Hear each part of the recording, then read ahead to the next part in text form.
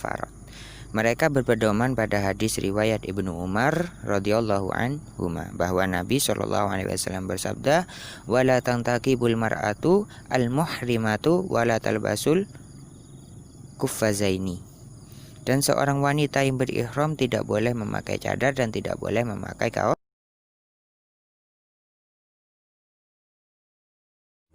Assalamualaikum warahmatullahi wabarakatuh. Untuk kali ini saya akan membahas tentang bercadar, yaitu memakai cadar, hukum memakai cadar menurut 4 madhab. Bismillahirrahmanirrahim.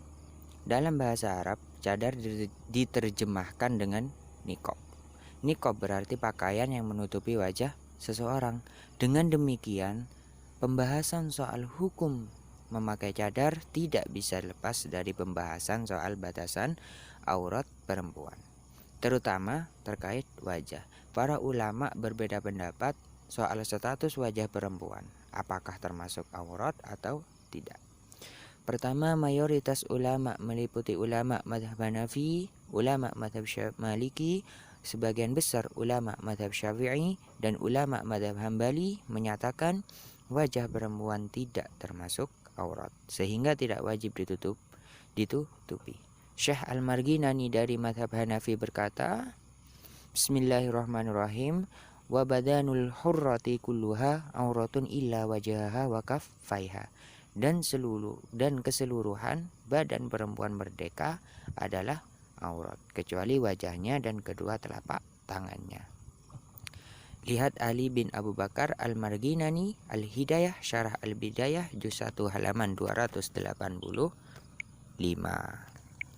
Senada dengan Al-Marginani, Syekh Ibnu Khalf Al-Baji dari mazhab Maliki menuturkan wa jami'ul mar'ati auratun illa wajahaha wa kaffaiha, dan keseluruhan badan perempuan adalah aurat kecuali wajahnya dan kedua telapak tangannya. Sulaiman bin Khalaf Al-Baji Al-Muntaqa Syarah Al-Muwatta juz 4 halaman 105.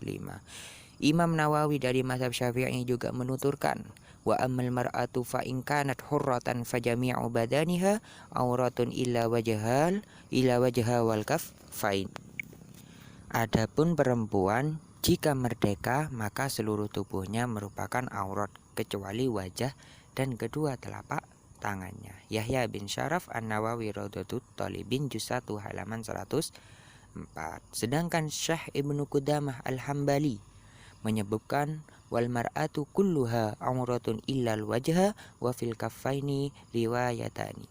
Dan seluruh tubuh perempuan adalah aurat kecuali wajah, sedangkan terkait kedua telapak tangan terdapat 2 riwayat. Abdullah bin Qudamah Al-Kafi fil Fiqhil Imam Ahmad juz 2 halaman 20.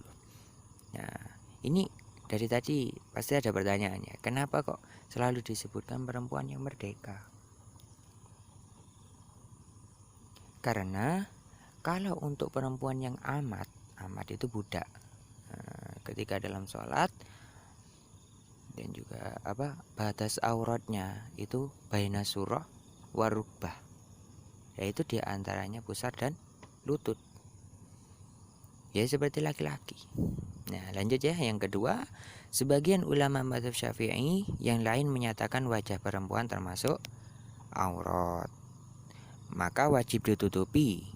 Syekh Syarqawi menulis amma auratuha kharijas salati bin nisbati li nadharil ajnabi ilaiha fajami'u badaniha hatta al-wajha wal kaffaini.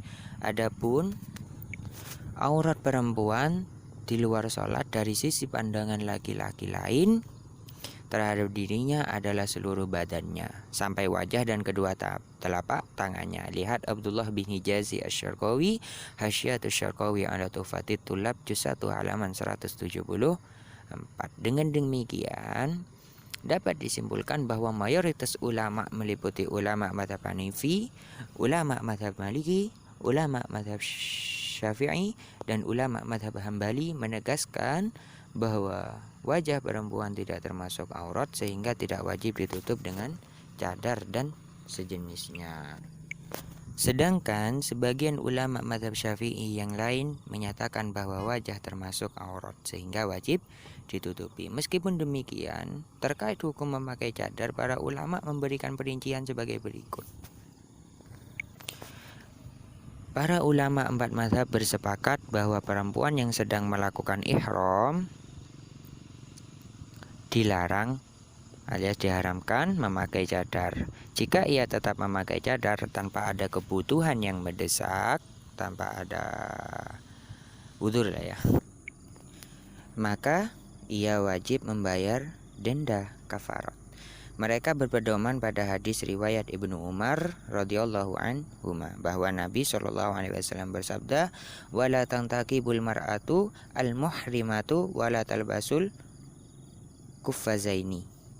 Dan seorang wanita yang berihram tidak boleh memakai cadar dan tidak boleh memakai kaos tangan.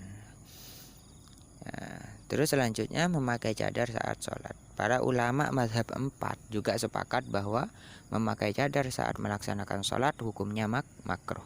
Syekh Mansur bin Yunus al-Bahuti menyebutkan, wa yukrahu an tusalla fi niqabin wa burqu'in bila hajatin. Qala Ibnu Abdul Barri ajma'u ala anna 'alal mar'ati an takshifa wajhaha fis salati wal ihrami.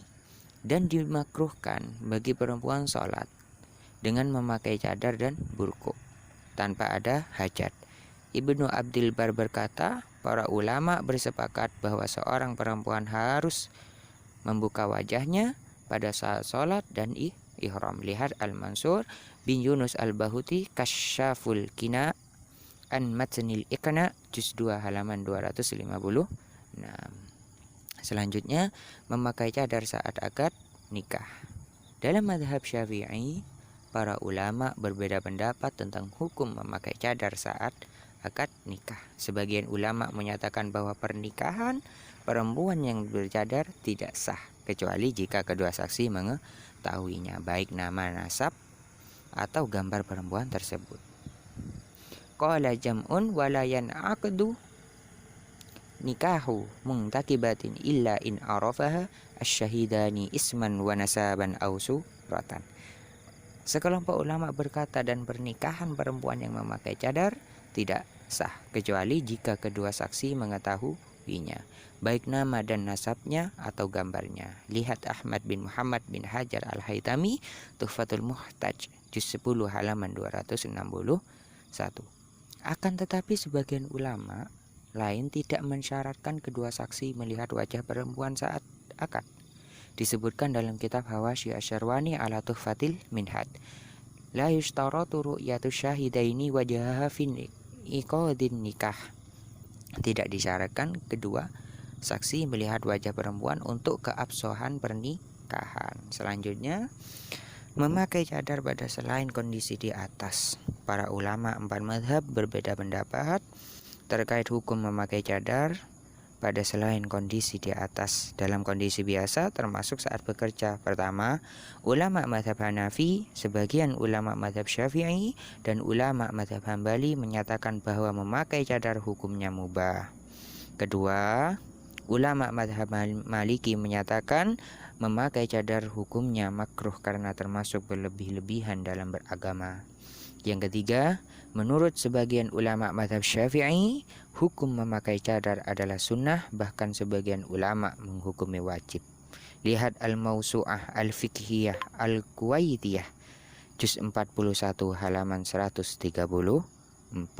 Dengan demikian, dapat disimpulkan bahwa para ulama bersilang pendapat terkait hukum memakai cadar.